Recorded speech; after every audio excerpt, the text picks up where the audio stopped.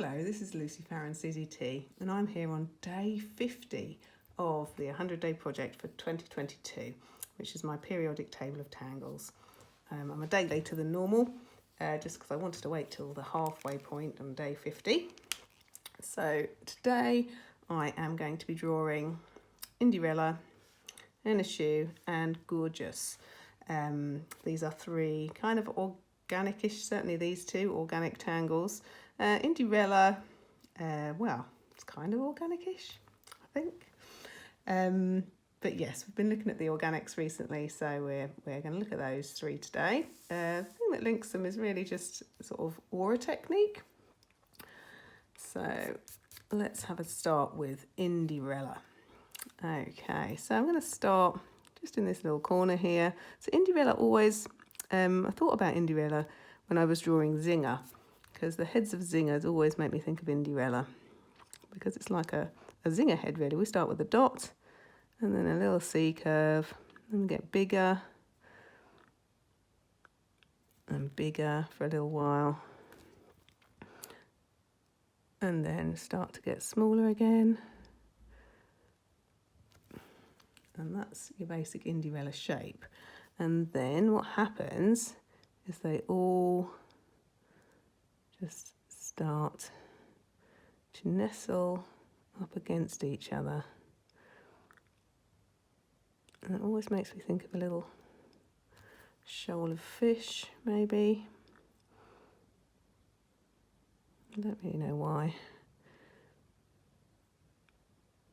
And they can kind of curve round, if you like, a little bit.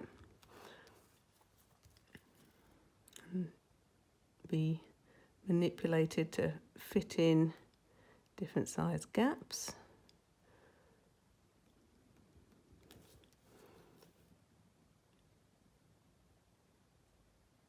The idea of the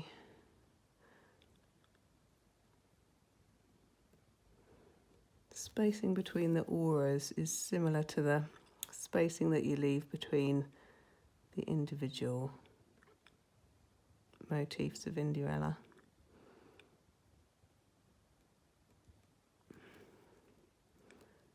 And they're of a shape that just kind of naturally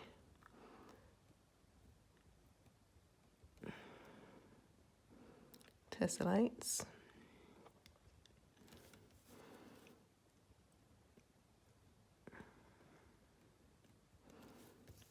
But because they're made up of all these auras, the shape can be manipulated to fit where you want it to fit. You don't have to always go in quite the same direction or be exactly the same size.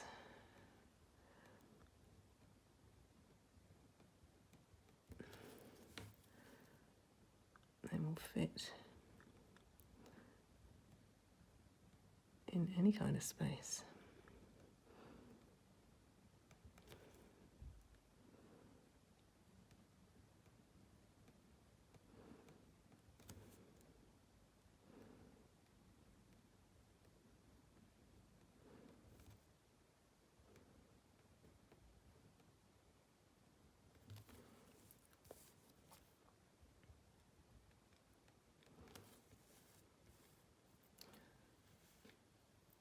So although they are kind of individual elements there, individual motifs, the overall effect is very much kind of a texture. So like lots of the other texture type tangles made up of auras. So that's Indy-rella. Okay, next we're going to look at Enyshou. Now Enyshou is, well, again, made up of auras, but kind of, let's just have a look at it. So usually it starts kind of coming out of a gap, so often with a little C to begin with, and then we'll put a one piece, and then it builds up from there. So it's kind of S shapes, and then we're going to aura these a few times, coming down to a point. So you get a lovely long sinuous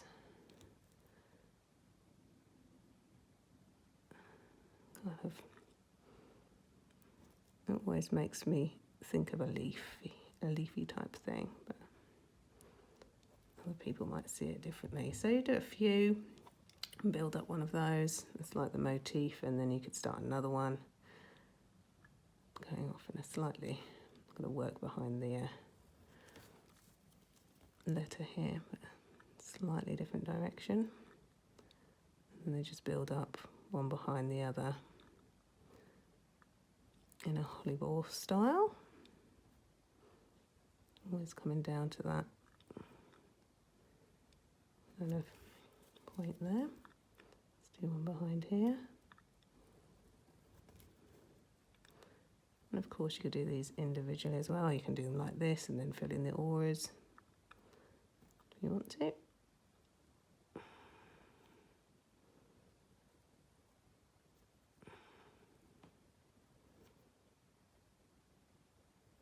Probably better to do it just an aura at a time, really, and your spacing will be better.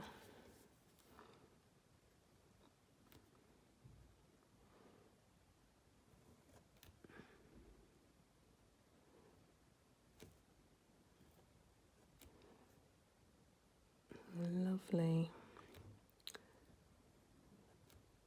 sinuous organic tangle.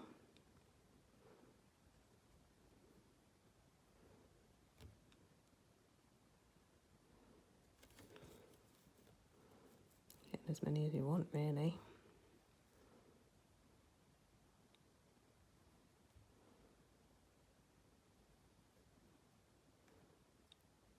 Building them up behind each other.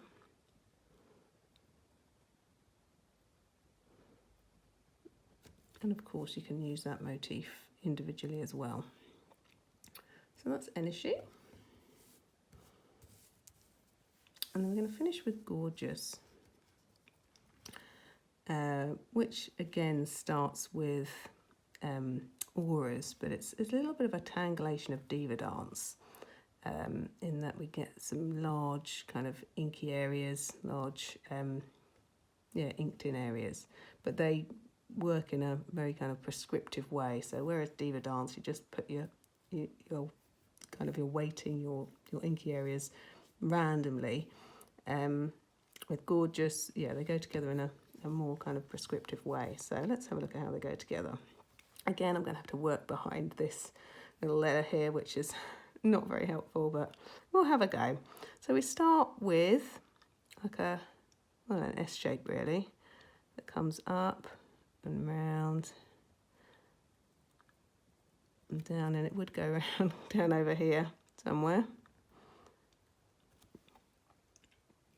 Okay, and then we're going to aura that from the tip of here.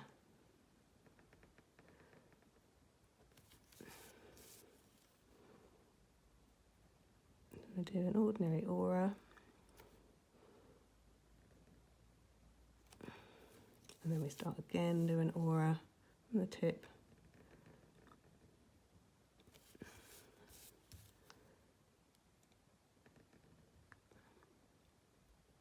This time we're going to widen that out. It's hard to see back there, you'll get to see it in a minute. Working in a gap. Then we start again.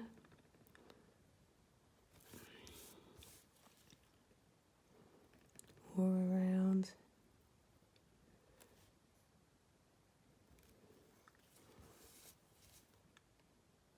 It always makes me think of a swan neck gourd. A wider one.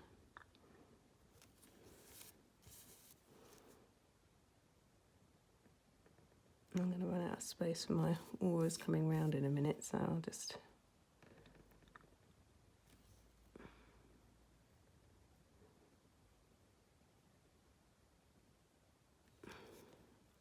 I'm just going to take my auras from here now. It's going to be my wider one.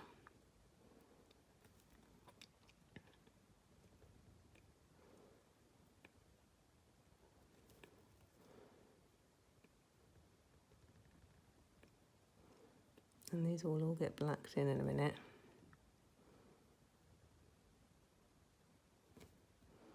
All these spaces, or you don't have to, you can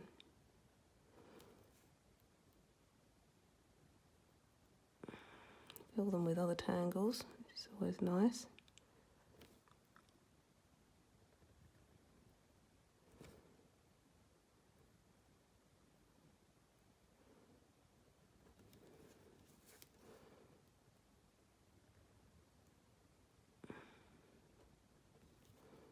And you can just make it whatever shape you like, really. I'll work to fill this little bijou, so I've kind of run out of space. So once that's in place, you can take some time to colour in these sections. Give a real kind of dramatic effect if they're all inked in black. Or as I say, you can fill them with other tangles, orbs. Looks really nice, or just nice space for some other tangles in there. Something simple.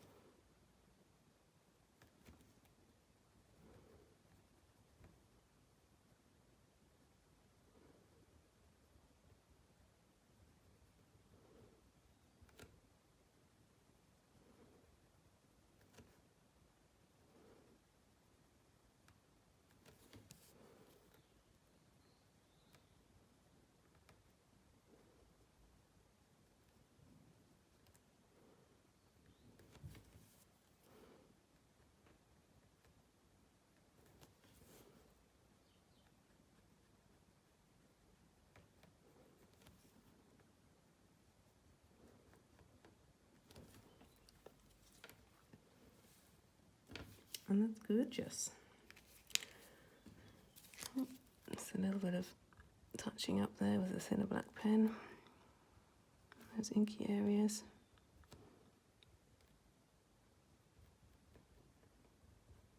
Make sure they're nice and black. Okay, so Gourdgeous, Enyshou and Indy-rella. All made with auras in different ways. And I will be having a roundup of week 7 in a slightly different location in a minute. So catch me again then. Bye for now. And let's have a look at what I've been drawing this week. So I've got this week's tiles, but I've also got some others I've drawn in the past because I've been looking at our organics and I've realised I've drawn some organic tangles already when I was working on other things. But let's have a look at this week's. I'm thinking I might have some missing from Sunday. However, we're gonna go with what we've got. So maybe Sunday's was left over from last week in terms of what my theme was. So yeah, let's just look at the organics. Okay, so starting with quabog, which is a really interesting, just a continuous line actually, which has this unusual kind of, I suppose it's an S shape, isn't it? It goes back on itself and makes these lovely little shoots coming up, and you can put it along any kind of line. And closely related to quabog is bumper, which actually let's look at these two together. So there's bumper and locar. Now they basically do the same thing. So they've got these little shoots. They're quite straight, well, C-curve, as straight as anything is in nature, and they have this way of going together. As one goes across, and the other one comes back and goes behind. So same with bumper and on low carb, but in different arrangements. So you've got this crisscross hollybar style little shoots. I don't really know. So low carb is different from bumper in that it kind of comes back on itself and you get this central stem. And bumper often has little orbs in there as well, but it doesn't have to just go around the edge, it can just go along straight. So yeah, these two are very similar. And even though very kind of organic looking, they do have this very kind of organised way of going together. Low carb led me to Vertigo, which again has this long kind of stem where you've got bits coming off, and Vertigo's drawn in a number of different ways. I tried to go for the real kind of original version with just the thin stems coming off rather than something a bit more leafy. And this actually goes together in a very kind of orderly way to begin with, although it looks very kind of unorganised by the time you've got all the different bits in. So yeah, interesting pattern, that one. So that day, Vertigo led to first Samson and Acanthus, which are both again sort of large leaf-inspired tangles. This one being a slightly simpler version, and Acanthus is quite complex in its steps, but they both employ this little wiggly kind of "I've had too much coffee" kind of line, which is really nice, which is a little bit like their tangle Stir It Up. It's that wiggly line. So yeah, very, very leafy and natural looking. So carrying on with the leaf-inspired tangles, we get to poke leaf, of course, and that's always accompanied by poke root, which basically are constructed in exactly the same way with these little stems, cap them off with a little C, and then we're either drawing almost an orb there for poke root, or like two S shapes to make a little kind of heart-shaped leafy style tangle for poke leaf. And that shape led me to Toodles, which again is this lovely curvy, I don't know, maybe leaf inspired, especially with these little sort of fescue type lines going on there in Toodles. And carrying on with the organics on the next day, we've got three long stemmed ones, Sedgeling and Zinger and Sprinkle, I'm not quite sure how you say that.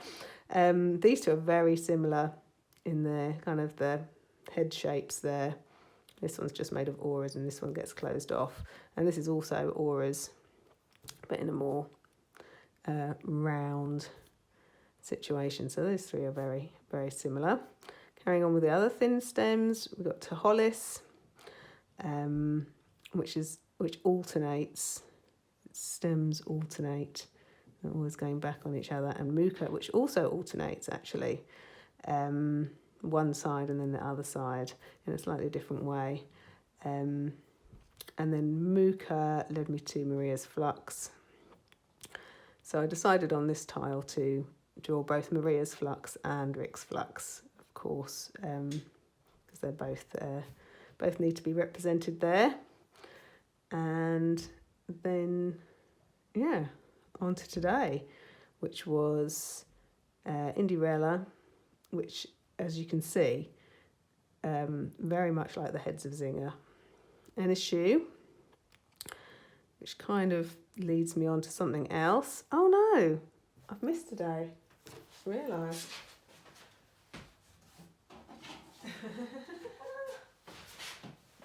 I've got yesterday's tiles and I haven't put them in, so here they are. I thought there was something missing. Right, let's shift all these along. Although I don't particularly want to put that one in. It's very different. Oh no. Oh well.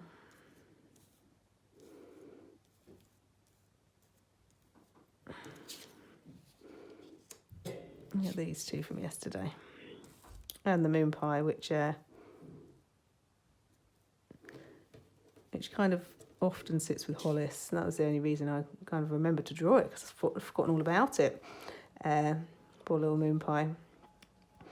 And yes, so yesterday I was drawing moon pie and Rixty, which I've drawn like a diverging Rixty. There's lots of different Rixty arrangements you can draw. This is a really interesting one because it's the triangle shape there is very kind of unorganic, although there are some plants with triangles. I've seen them. And Pendrils, which is based on or inspired by grapevines. So you've got the kind of the viney bit, the straightish bit, and then this little wiggly bit as well that always makes me, I think, when I see this, look like sort of knotted ropes.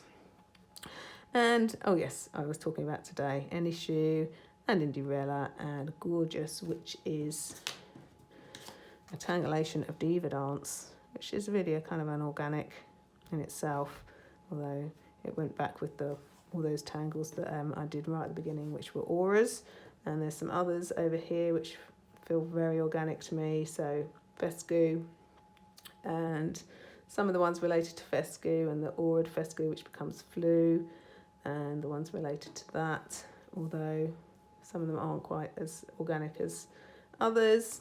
Tog, Xander feels very organic to me. Kind of. I'm not sure about that one. Yeah, I've still got some more to do. Feeling inspired to draw some, maybe, this is leading me on to maybe squid. It's long, sinuous tendril type things. So that's week 7. We're now on day 50, halfway through. I've got about a week left of drawing tangles, I think. Only a few left to go. And after that, I will be grouping them into families and colouring them. And then from there, I will be arranging them into the periodic table of tangles, which I think is going to be quite an interesting and maybe tricky thing to do to decide the right place for each tangle. But we'll have a go. There's no right or wrong about it. It's totally up to me where I put them. So that's not like the real periodic table of elements, where each one has an absolutely specific place. And there's no kind of just moving things around there. But I can move things around to my heart's content, and I will do. Okay, take care, everyone. See you again soon. Bye.